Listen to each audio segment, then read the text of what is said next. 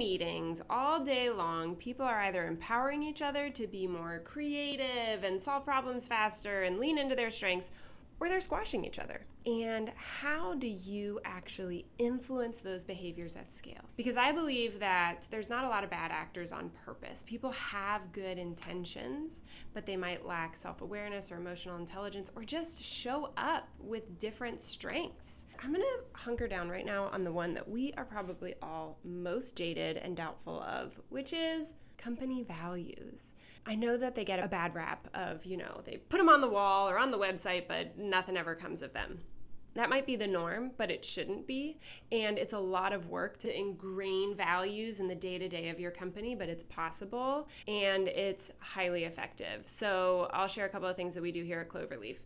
Once a quarter, we get the whole company together. Sometimes, twice a year it's virtual, twice a year it's in person, and we always talk about our values.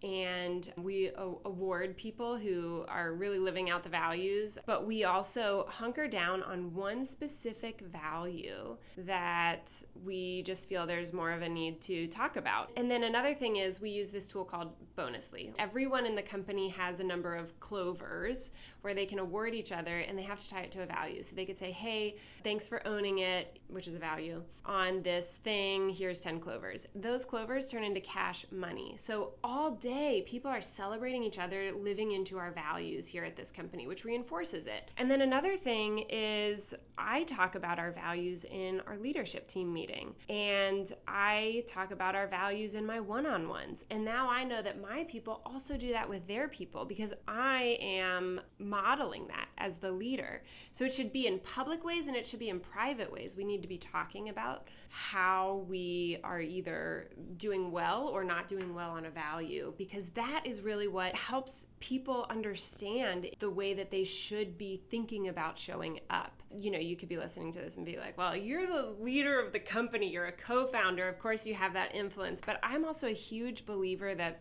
you can be in a huge organization, individual contributor on a small team, and you can still influence this. You can still start to live out the values and talk about the values and build a culture around you where people actually value the values. I mean, all values sound good. All values sound inspirational, aspirational. When you focus on that, you get people thinking inspirationally and aspirationally, and you get them showing up more that way, which then leads to we all feel more empowered, we feel more valued, and we're doing better work.